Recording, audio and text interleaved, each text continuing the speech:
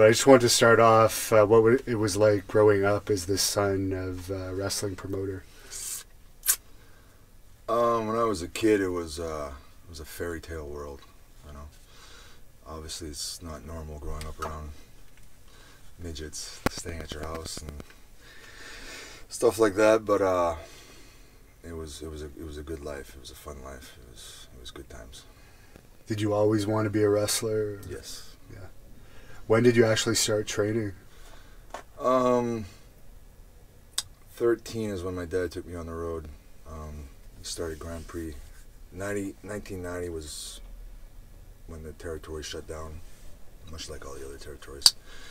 And then in 97, he got the bug again, you know, because it's in his blood too, so he loves it. He brought me on as, you know, just selling merchandise and riding in the cars and helped set up rings and stuff. And that was my initiation into wrestling. You know.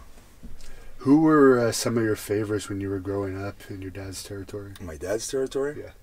Well, the Cormiers, Leo Burke and the Beast, the Cuban Assassin, the original.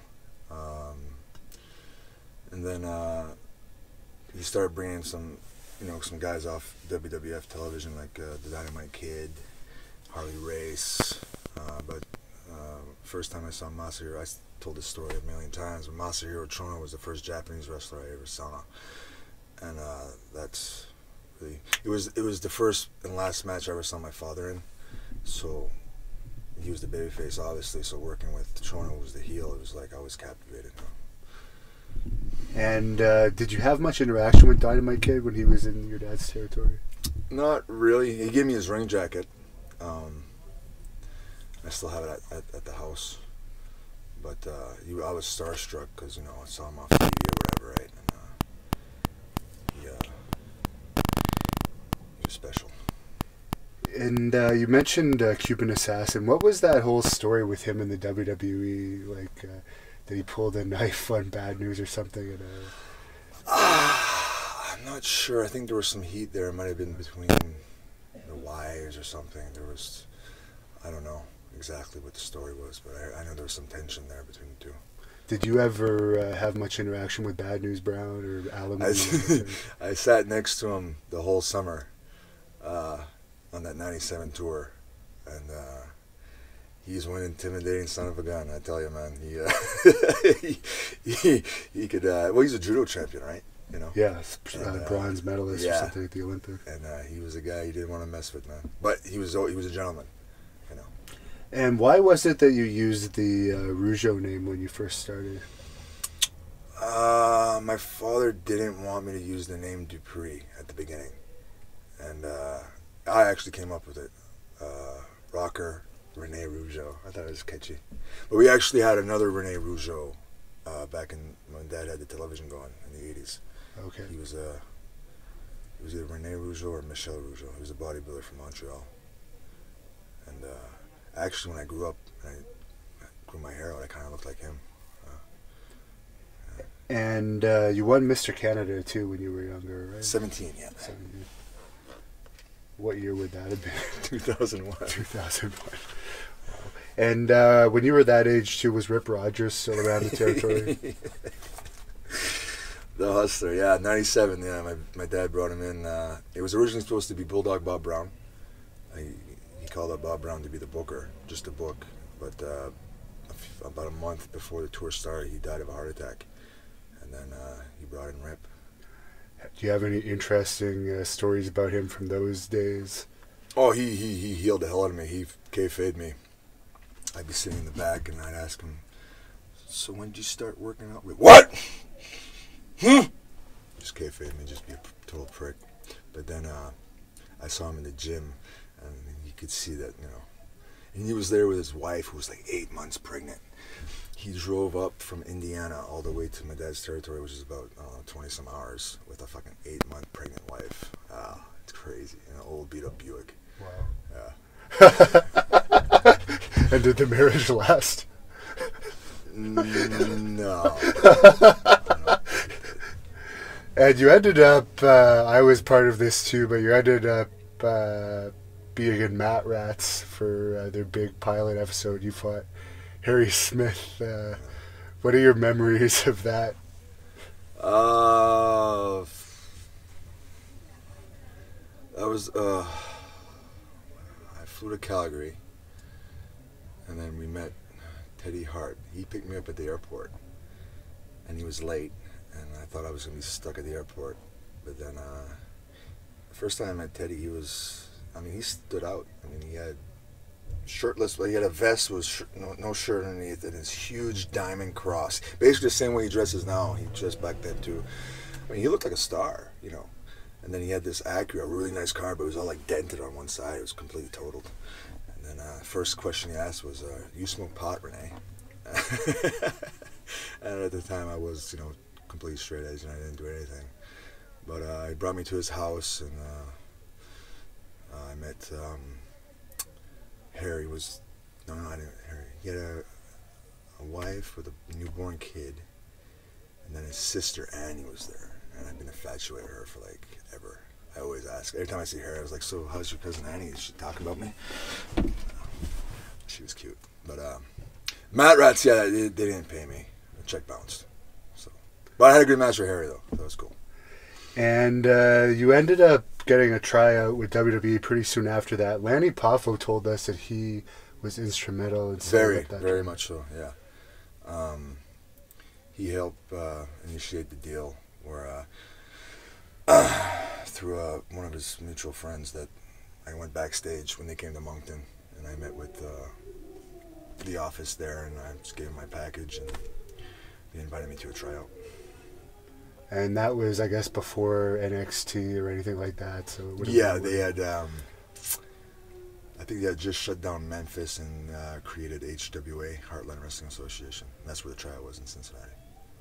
And obviously that went well, and yeah, I got hired out of it. Yeah.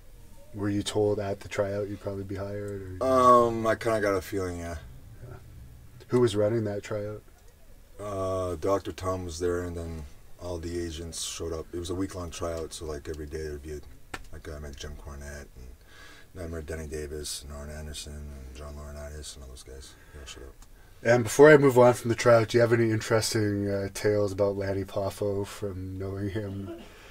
Never really got to know him. Just I guess you my weren't father in the and my mother were territory. really tight with his father, his mother. Right. In this 1970, early 70s, Angelo, the father, came and ran the Maritimes with my father. And Lanny, Judy, Randy, they all came as a family. And my father was actually best man at Lanny's wedding. They got married in the Maritimes. So. Interesting. And what was it like coming to OVW at that time when you got signed? That was their developmental territory. It was cool. It was like first time away from. It was like going to college, basically. You know what I mean? It was cool. Rip Rogers was the trainer, and got to know him good. But he was a really good trainer. A really good trainer. Who else were some of the people that went on to be stars that were there at that time? At that time, Nick Dinsmore was there. Rob Conway was there. Travis Tomko was in that school. Matt Morgan was there. So you would have been fairly seasoned compared to a lot of the people there at that time. Yeah, not completely, but I learned quick because I eat, sleep, breathe, live it. So. Did you have any issues with anyone at that time? Because I know later in your WWE days you did, but were you pretty well accepted? I thought so. I never really hung out with very many people outside. I didn't go out to clubs. I didn't. You seem very clean on your WWE Confidential video. Yeah, I didn't do nothing. I chewed tobacco. That's about it. That was my vice. What were your interactions like with Jim Cornette and OVW? Jimmy, that is a very passionate man for wrestling. Very knowledgeable person. Loud at times.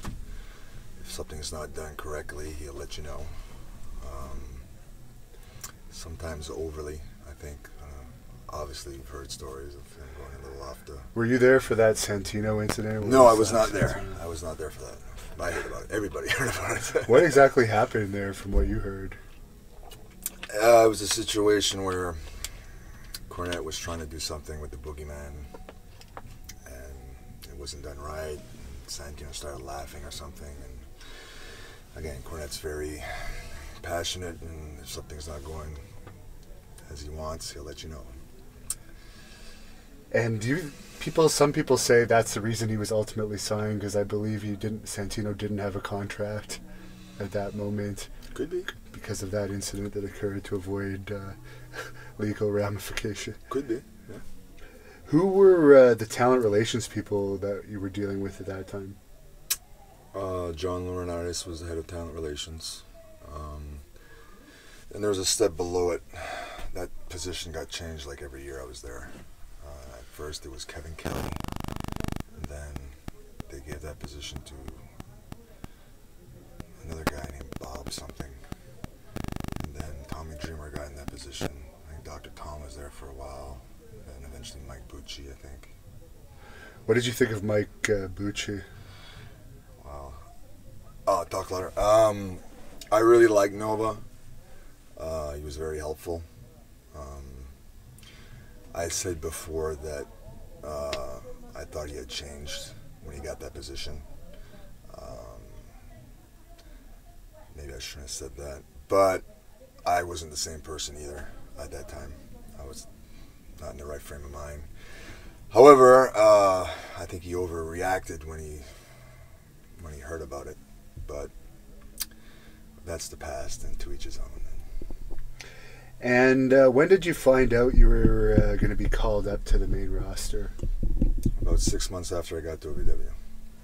And was it always going to be as a tag team? Or? Initially, I think it was supposed to be me and Lance Cade.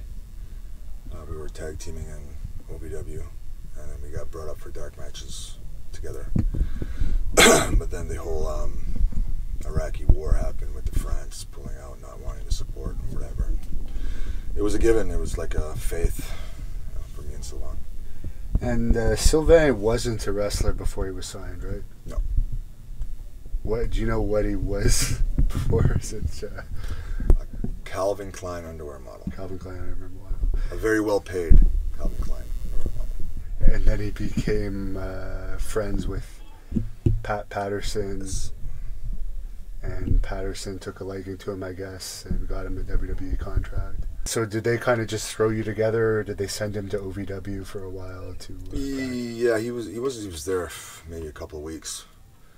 I remember going to a TV in Cincinnati, and Pat was like, I'd like to see what you two look together, see. That didn't pan out, but then when the whole Iraqi thing happened, it's like, hey, we got two French guys. It's all, wrestling's timing, man. That's just the way it is. What were the main differences that you first noticed between the WWE and OVW locker rooms? WWE, there's money to be made, and when there's money to be made, there's competition. And when there's competition, there's, manipulation, backstabbing, all kinds of stuff. And you worked with Scott Steiner when you first came in a bit. What was he like? I always liked the guy. Not an easy guy to get to know. Not very personable. I heard stories of like WCW where he's a hothead and stuff. But he's the type of guy, if he saw bullshit, he wasn't scared to say it. You know what I mean? And sometimes in this business, you can't be that. You have to be more politically correct and professional. But I always got along great with Scott. And you also did some angles that Stacy Keibler was involved with. What was she like to work with? She's hot. Were you? What did you think of her whole relationship with George Clooney that happened pretty soon after that? God bless him. And you won the WWE tag titles pretty quickly from Kane and Rob Van Dam. What was working with those two guys like? Good. Rob sometimes would, he's an extremely talented individual. Over as hell too. Kane's a consummate professional. That's why he's been there for so long, you know. Sometimes Van Damme throws those kicks a little wild, and one night he knocked me out for 5-6 hours. I don't know. I woke up in a different town, about 3 hours away. Oh, so you knocked out? You were kind of out on your feet? Yeah, I was up, and the lights were on, but nobody was home, type of deal. Yeah. At that time, did you know you were the only teenager in history to win a WWE championship? I didn't even know. I didn't realize it. Yeah. You're going a million miles an hour, and at that time I was a different person. I had OCD, and it was like, okay, I won this belt. What's next? What's next? You know, it's not like sit and smell the roses. It's go, go, go. At least that's the way it was back then. And you've said in the past you experienced some bullying in the WWE locker room. Did that start right away, or did that kind of progressively happen? That was on the SmackDown roster. Okay. So we'll get into that after. When did they bring in Rob Conway, and why? That came in shortly, maybe after 3 or 4 months. Me and Sly at the time were complete opposites. I was young and probably hard to deal with. And now looking back, I can realize it, you know what I mean? And Sly was a very laid back, at that time, individual. And we just didn't mesh. And brought in Conway, which was, the way they did it was very good. You know, and then I got drafted to SmackDown, I think 2000, right after WrestleMania 20. The matches with the Dudleys were before SmackDown, right? Yeah, those were summer of 2003. What are your memories of that feud? They were over, you know what I mean? Dudley boys, Bubba could be difficult to work with. I'm not the first person to say it, but I'll say it again, he's a very talented individual. But sometimes he gets carried away, and you know what I mean? But we made money. That's what the name of the game is. By gets carried away, you just mean gets excited in the matches and stiffens up? Or? Yeah, if something doesn't go according to plan, he can get a little rough. Is it true that he delivered a bit of a beating once to Sylvain in a match? Yeah. He bloodied his nose and slapped him across the face backstage. And did Sylvain go to the hospital over that or something? No. Or is that just a rumor? Yeah? No, but... it happened backstage, not even in the match, he popped him in the nose, and he had a bloody nose, and then Sly was like, you know, wow, come on, why? You know, and then, bam! Slapped him right across, which was unnecessary, you know. Don't need that. And I heard you say they were gone fairly soon after that incident. You think... They got drafted to SmackDown, and within 6 months, they were gone. So, did you have much contact with Chris Benoit during your time in WWE? He was another very quiet, intense individual. Very polite, but when he drank alcohol, you could see there was problems there. Yeah. Just he would become talkative in strange ways, or show physical aggression, or you saw a very evil person. Oh, really? Yeah, and that has to do with neurological damage. Now that I know, because I speak with neurologists, when you have lots of head traumas, and I know from personal experience, when you drink alcohol, you black out and become very violent. And I suffer from that as well now. So that's why I can't touch alcohol.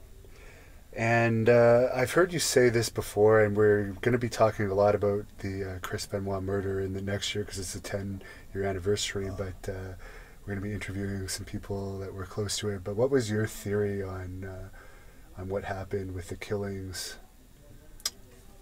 Well, I like to talk about one thing that nobody talks about. There was another body found that day. Another wrestler died that day that nobody talks about. He was kin to Chris. His name was Biff Wellington. Oh, from Stampede Wrestling. Stampede Wrestling. That was Chris Benoit's former tag team partner. And they did tours together in Japan. He was found the same day that Chris was found dead. Where was he found dead? He was found dead in Alberta. Now, we all know that there was text messages between different wrestlers and Chris, right? To the office and Right. Chavo Guerrero. I would like to know if there's any communication between Biff Wellington and Chris. That's what I'd like to know. Because that's an eerie coincidence to me. Yeah. They were so close. And what about Eddie Guerrero? He passed away probably during the time you were there, too. Yeah, that was hard. Were you close with him at all? I still cry to this day if I think about it too much. Were you ever fortunate enough to have a match with him? Yeah. And the two smoothest guys I've ever been in the ring with were Eddie Guerrero and Tatsumi Fujinami. And yeah, that one, I don't want to talk about that one. Now, when they were bringing Rob Conway in, were you at all jealous or anything that it seemed like he was kind of being put in that tag team situation almost to replace you, or were you just happy to be moving on? Yeah, I really want the singles run. I want to go, and when I went to SmackDown, I was in there with John Cena. You know what I mean? And we were off to the races, man. We drew money together. And before you did your singles run, you worked with Ric Flair and Batista, right? No, that would have been Sly and Rob. That would have been Sly and Rob. Okay. And so you made the turn singles. Did you have any say in the new character? You came out with the poodle. Yeah, that was all me. Yeah, that was all me. They let me do it. That was cool. The robe and the bleached hair, and they wanted me to be the French guy, which was cool. That was fine with me. The Cafe de Rene, I think I was. That there wasn't for mine, that but that was just a segue to build up the angle with Cena. That's all that was. Did you know Cena much before you had that feud with him? Not really. We worked together in OVW once, and consummate professional. He's the perfect. If I was a promoter, that's the kind of guy I'd want in that spot. And you two were both actually fairly equal at that point. You both held championships. You were actually younger than him. Like both, 7 or 8 years younger than him. Yeah, up and coming stars. Yeah. Did you foresee how huge he was going to become at that time? I could tell. Yeah. That's a guy that they can trust. That's the guy that's well spoken. That guy looks like he's a star. Yeah, I could tell. Yeah. Was he fairly giving when you would talk about matches? I called everything. I called everything. And I've heard you say this before, but I wouldn't mind getting it on our shoot. Now, obviously, you have a huge percentage of the crowd, reportedly, that always is booing Cena during his matches.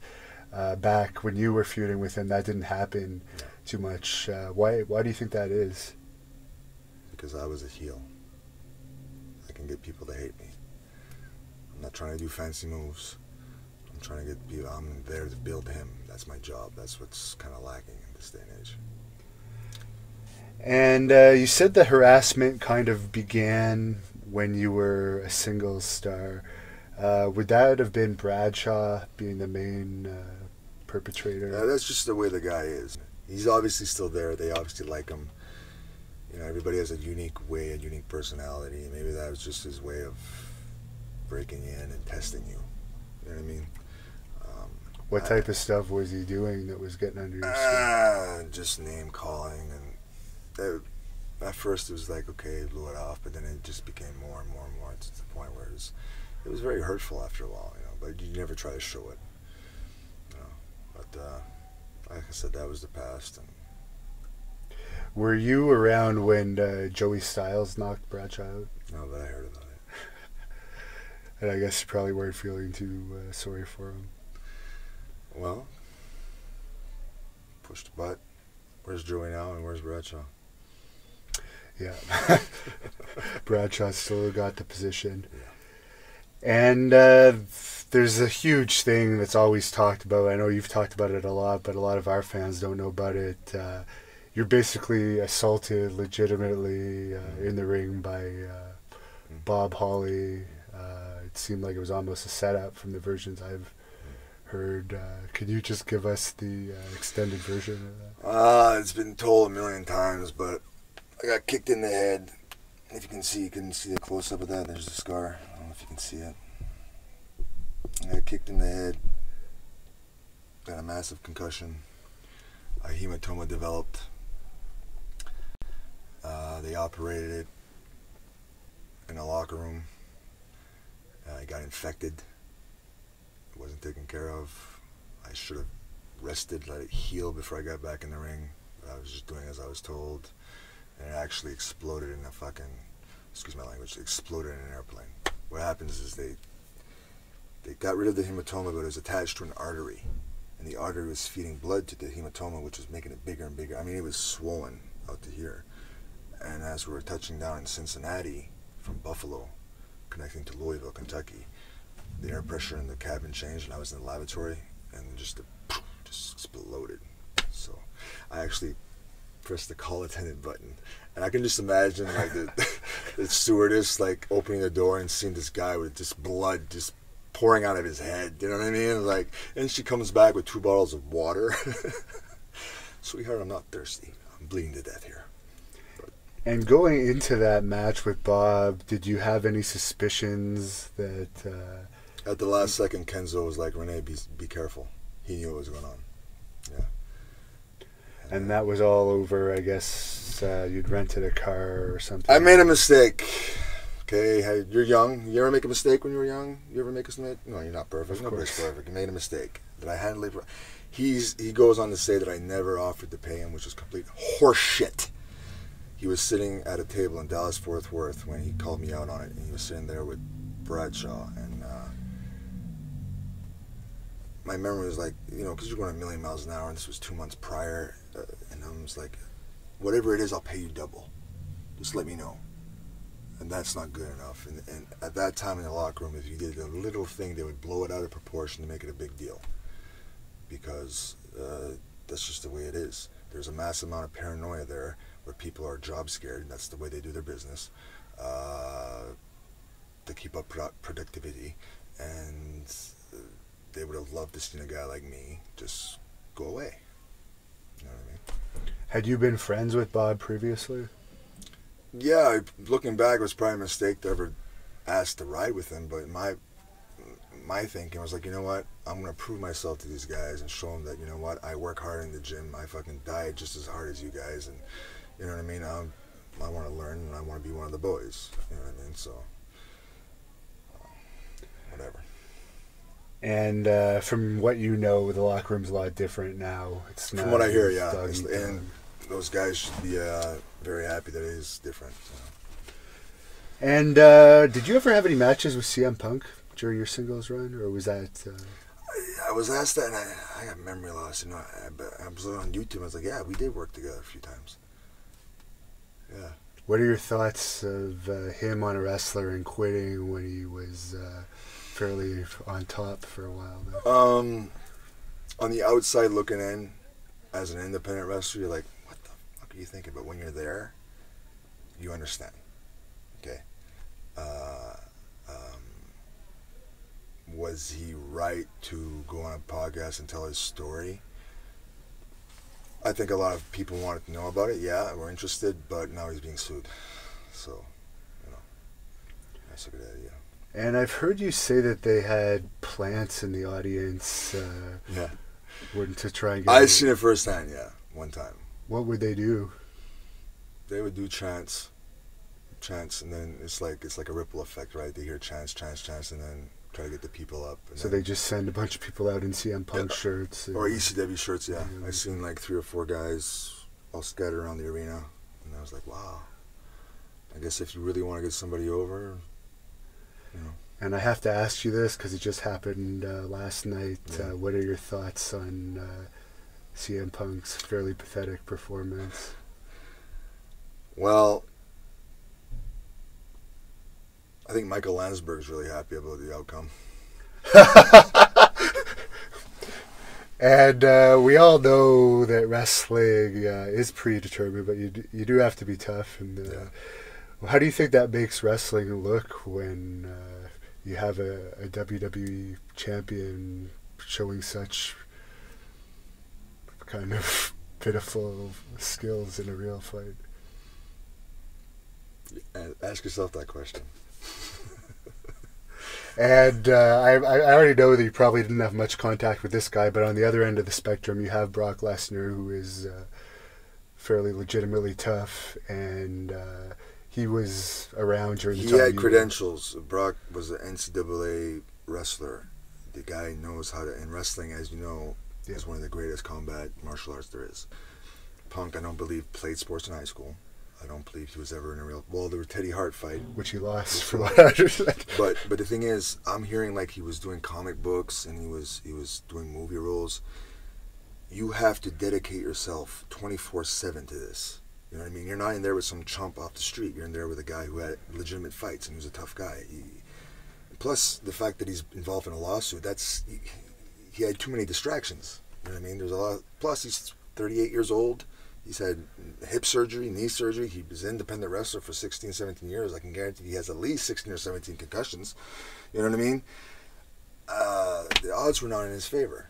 But he went and did it. That was something off his bucket list, and maybe it's his last fight. Maybe it's not. I don't know. According to Dana White, it's going to be his last fight in the UFC. Well, he's the boss. Yeah. And you brought up Kenzo Suzuki. You were tag team champions with him as well. What was it like working with him? Love Kenzo. And did you ever get a chance to work with him again in your Japan? Yeah, we tagged together in all Japan. We did some tag leagues together, and he's just a lovable guy. He really is. What was your favorite tag match you had with him as a partner? Rob Van Dam and Rey Mysterio working together. Yeah, those were fun. Those were real fun. Did you get along with Rey Mysterio? Oh, great guy. Awesome guy. Could we ever see you in a company like Lucha Underground? I don't. I don't watch wrestling. I watch. Believe it or not, I watch wrestling from the 1950s and 60s. I'll watch Pat O'Connor, Buddy Rogers match all day long. I'll watch Luthez and Johnny Valentine. Call me old school, but that's the good stuff to me. I don't know. I'm weird. And you were around during the infamous $1 Million Tough Enough with The Miz and Daniel Puder. What was... Pubert. Pubert? What was the reaction to the locker room about that $1 Million Tough Enough? Because unlike previous Tough Enoughs, the challenges were mostly happening on the Raw and SmackDown shows.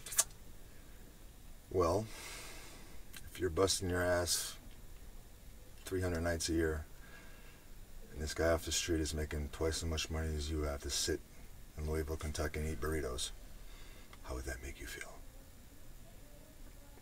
Is that one of the reasons why he didn't last? Because I guess there was heat on him, or was yeah, he just... I mean, that just, to me, it builds animosity and just ruthless aggression in the locker room. Maybe that's what they wanted. Maybe that was the plan. I don't know. Were you backstage the night that he put the key lock on Kurt Angle during that? I think I was there. I was there when he was backstage. I actually helped that guy because I overheard. I was out by the ring and I saw Undertaker. Where's that Puder? I was like, oh fuck. So I ran the back and said, man, go out there right now, shake everybody's hand, and apologize for not being there on time. You know what I mean? I saved that motherfucker. I did that for a lot of guys, a lot of new guys. Yeah, because I knew what it was like to have heat, and I didn't like it, and I didn't like seeing it. So. And you brought up the Undertaker. You had a few things that you did with him, didn't you? What was it like working with him? He demands respect, but deep down he's I liked him. You don't want to piss the guy off. Not because just, well, you kind of scare him because he's a big motherfucker, but just because you just respect the guy, you know. But the thing is, that walking across the top rope that he does, he got that from the original spoiler, Don Jardine, who was my father's young boy. My father broke him in. He's from New Brunswick. Yeah. I don't know. I just wanted to tell that story. Sorry. So he treated you fairly compared to some of the other... Well, maybe I acted... Well, when you're young, shit, you know, sometimes you do stuff that's, whatever. Was there anyone else other than Holly and Bradshaw that really was one of the people that were bothering you back there? Or was pretty much those two? That was pretty much it. And you ended up having a serious hernia operation. Yeah. What was behind that? Too much strain, man. At one point I was 200 pounds. Just, I was OCD. I wanted to be not only the best bump taker as a heel, but I wanted to be the biggest body. I wanted to be the most tanned. I wanted to just, you know what I mean? I just had the OCD just to the point where it was just insane. And I just was working out so hard that my guts were popping out, literally. When did you have reported a few times that you went to rehab? Yeah. Was that mostly due to pain pills? I was never physically addicted to a drug. It was just this, something was wrong upstairs. You know what I mean? Yeah. There's something wrong. I couldn't go a day being, a lot of it was the paranoia of being fired. Because they instill that, at that time, they instilled that paranoia in you. You know, you can get fired at any time, you know, where are you going to go? That's it, you know, and then when you get taken off the road, for example, for my hernia surgeries, you're supposed to rest. I was back doing cardio. I couldn't lift weights, so I was in cardio the next day just to stay in shape, you know, because I thought it's 2 or 3 weeks, okay, I'll be ready to go back, but I ended up being off for 8 months. Right. During that 8 months, you know, they have those mass releases where they release 10 guys, then you're sitting at home just scared, like, okay, what am I going to do? You know, I don't have a college education, this is all I know. You know, you go crazy, you know, and a lot of guys go crazy. That is very true, unfortunately. And you ended up coming back to the new ECW that was on Sci-Fi with a new look. I think you didn't have knee pads. Yeah, I was just trying to be different again. You know? Yeah. And what was your deal with that? Was that just a new gimmick that you? Well, when I had that crazy jet black hair with the funky mustache. Yeah. I bought 2 robes, $5,000 a piece, which I could no longer use. So I was like, you know what? I'm gonna go really cheap and buy white boots, white tights, not even bother with knee pads, and have a towel. The hell with it. I'm gonna quit spending money on all this. You know what I mean? Yeah. And but at that time I was lighter, and I thought that was some of my best work in ring stuff. Yeah. What did you think about that new ECW? Was it always ill-fated, or do you think it could have been bigger if they had put more? Well, yeah, if he was willing to invest more money into it. But here's the thing: that's not his creation, and eventually, investment, once it becomes a loss, and you're not making any money with it, he's a smart businessman. Why is he going to keep pumping money into something that's not working? You know what I mean? I mean, I know a lot of people were passionate about the brand and all that stuff, but it's business, man. And at one point you were sent down to FCW. What was the cause of that? Also, I went to rehab. Okay. So when you came back, they... Yeah. I asked to go to rehab. Okay. I was in there for 4 months. And then when you're in there, it was a great thing for me. You know what I mean? Just changed the way of thinking, outlook at life. Because me, basically, out of high school, I was straight into WWE. That universe, that world. Yeah. So I had that line of thinking. It helped me to finally, for me, it was like an education on life. You learn about different people in life, and you know, and to this day I still use some of those mottos that you learn in there to get me through rough times. It really did work, because you know, this day and age I'm doing good. But they tell you, you know, in life you'll get signs. They'll say higher power or whatever, but while I was in there, a bunch of guys got released for drugs that were supposed to be clean.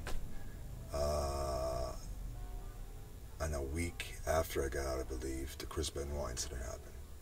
So if they're teaching about signs in life, and the biggest catastrophe in wrestling happens, that's a pretty big sign, don't you think? Yeah. Yeah. Did you ever have any dealings with Bill Demott in FCW? No, he wasn't there at the time. I during one of my offs, I would go to OVW, and then I would drive all the way to Atlanta. Yeah, it was like 7 or 8 hours just to change atmosphere, just to go wrestle with those guys. You know what I mean? He was there. I never did the practices with him, but I heard horror stories. Yeah. But I was a witness to some of them. Yeah, what made you ask for your release? again, the Chris Benoit thing, and then I relapsed. I had relapsed on my drug of choice at the time. Sitting at home looking at TV, and I mean, he was on every channel. Every channel. Nancy Grace, just everybody's ripping into your profession, and just here's a guy that you looked up to. It's just all of a sudden, it's, you know what I mean? And just coming out of rehab, and then this happens. And my rehab was in Atlanta. Oh, of all places. Of all places, yeah. You know, it's kind of creepy, you know? And I relapsed off that. So you just had enough. And I said, you know what? I actually listened to what they told me in there. I don't want to die. I don't want to be a statistic. You know, like, yeah, I love the wrestling business, but I'm not gonna die for it. Sorry. No, I have way too much to live for. I come from a very wealthy family. Sorry. Did you think you would ever come back at that point? Yeah. The initial plan was, you know what? And Johnny wouldn't accept it at first. He was like, I'll give you a week to think about it. Because they did not want to get, you know. And I actually showed up at TV in Corpus Christi to say goodbye to everybody. And if looks could kill the way Vince was looking at me, I'd be dead. Oh, yeah. He was upset over it. The death stare. Just, he couldn't. He doesn't like when people leave him, but he didn't understand. Maybe he didn't want to understand. But here's the deal, dude. The last thing you needed was a dead 23-year-old on your roster. And that's exactly where I was headed. So it was best for me. It was best for them. And what did you end up doing after that? Japan. Yeah. Stayed there 7 or 8 years. And you did spend some time in England, of course, which That's why I met you, right? Yeah. And but you had some big matches there as well. Didn't you wrestle Bryan Danielson there at one point? I know we were on. Did we? I think so. Yeah. I think so. I know we wrestled. Me and Carl Willett tagged. Yeah. And that was fun. And we did good business. I remember we worked with Brookside and his partner Frankie Sloan, the Liverpool lads, and we did a week. This felt good. It felt good. Me and Carl, and we did a weekly town, and then the following week we sold out. You know what I mean? Yeah. It's like, yeah. I remember Carl. We sold out. Like, yeah. What do you think about poor Carl? He's been put through the ringer in his life, I guess. Do you think he could have had another run in WWE if they'd given him another chance, or was that just wishful thinking? I mean, here's the guy who flew himself and his pregnant girlfriend to work for peanuts to get in shape to try to get another opportunity. You know what I mean? And he got a few dark matches, and but what was his gimmick? KO? Yeah, that Kevin Owens ended up. Good for him. I'm not hating. But Carl, I love the guy.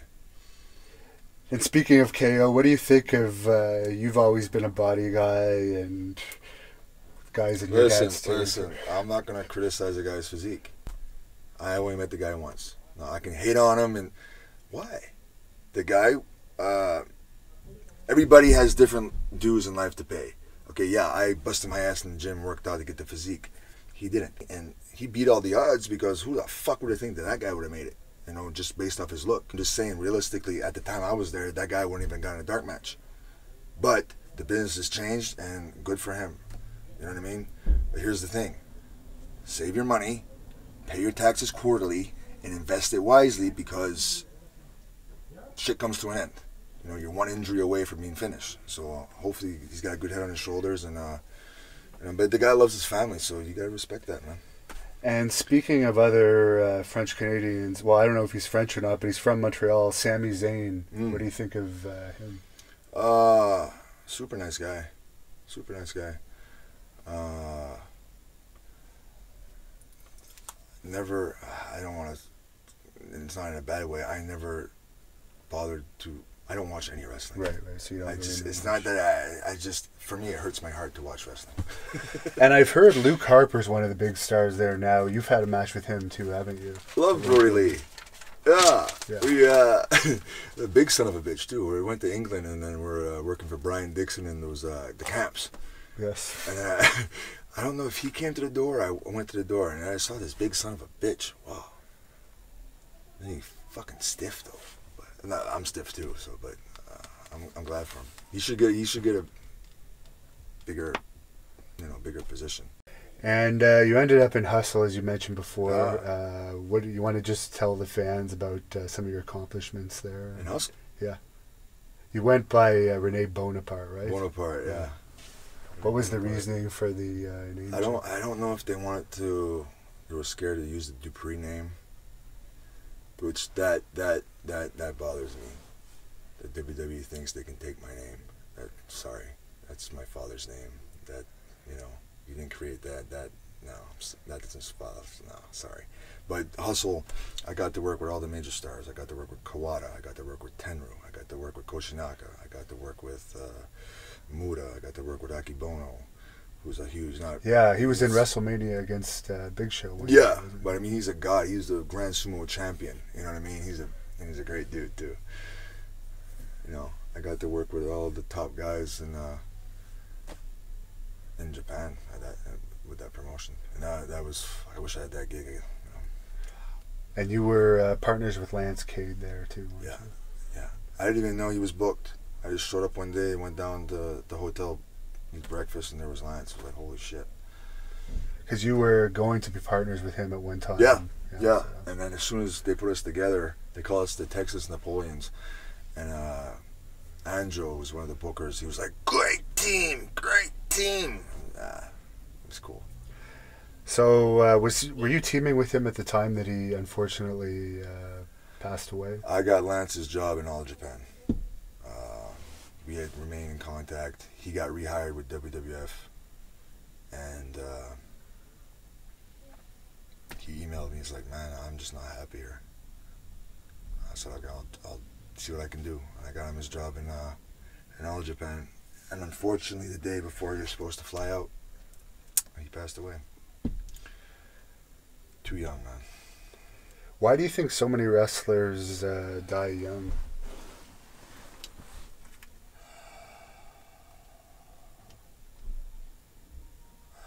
I don't know, man. And you also went to All Japan, as you mentioned. What was it like working for that company? Because obviously it has such a rich history. Yeah, it was...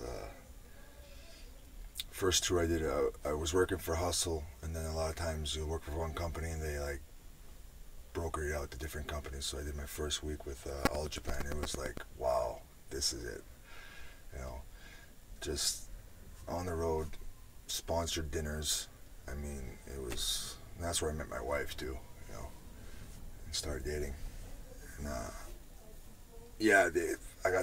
they let you be creative, and that's why Muda liked me. Oh, you're so creative, Rene. Yeah, I like. What is Muda like? He's such a phenomenal legend in the business. Yeah, he's a good dude. I like him. Did you ever get the chance to be in the ring with him? Oh, I worked him more than I worked anybody. He actually flew himself in 2013. Him and the other Mr. Uchida, the other president of All Japan at the time, they flew themselves to my tour that I did in Grand Prix. Okay. Over Seiya Sanada and Inaba, Daisuke Inaba. And we brought them. I worked with Sanada every night, 30 days in a row. I did like 30 minutes every night, just wrestling. That's when I started working for Wrestle One. He left All Japan office and then created Wrestle One. And it was a collaboration there for about a year or so. Is Wrestle One still around? Yeah, they're still running shows. Businesses ain't what it used to be over there. So many promotions, What do you think the future is of the wrestling business? Because yes, the pay-per-views are getting good number. The big shows are doing well, but overall, house show numbers seem to be down in North America at least, and there's very little money out there unless you're in WWE or New Japan. I don't know. Has it been going down steadily, and not really how is it going? Because usually it goes like this. Right. But it's been steadily going like this. That's from what I understand from the reports, yes. But hey, I'm not in their office, so I can't see their numbers, but apparently they're making more money than they ever had, right? So, if you got a dream, go for it. That's all I can say. And what advice would you give to a young wrestler other than that? Run as fast as you can in the opposite direction. No, it's the same advice to it. Go get your education, blah, blah, blah, which I never heeded that advice either. You know what I mean? I was too hard-headed and stubborn. I just go, go, go. But in this day and age, there's only one major company, and there's so many wrestlers. This show here, how many? 20 wrestlers? That's on every independent show around the world. You know what I mean? And not only that, now WWE is so worldwide with different markets that they need Chinese wrestlers, they need English wrestlers, they need American, especially where they want to increase their network, right, subscriptions. So if they're going to a new market, they want to have a local to try to build that. And there's, you know, so it's, I don't know, man. It's oof. And is there anything you want to say to your fans that might watch this from across Canada and the world? Thank you. If you enjoyed my work, my body of work, I thank you so much for supporting me. And if I'm in a small town near you someday, please come out. And it's good to hopefully someday I can touch someone's life in a positive way. I know it sounds kind of corny and cliche, but I've been through so much shit that it's time to give back. When I was in Japan, I actually got a call from Roddy Piper, and he was like, "Rene, you've accomplished a lot for your age. You need to give back." I was like, "Well, I don't feel like I've gotten enough." You know, and that's kind of a selfish way to think. You know? Yeah, because he was in your dad's territory. Very short time. He did. He was 15 or so when he came in. Didn't he come back in like 1988 or something? I think he... No. This would have been in the 70s. He went and worked for the Cormiers, actually. I think they left him in the trailer. And Macho Man was there too, right? Yeah, like I said earlier, the Poffos all came in. This was in the 70s when they were younger. So it's time to give back. For example, doing this interview for you, right? I'm doing this interview and giving hindsight. Plus, this is a venture for you to... in reality, I've known Devin since I was 17. I was 17. I was 17.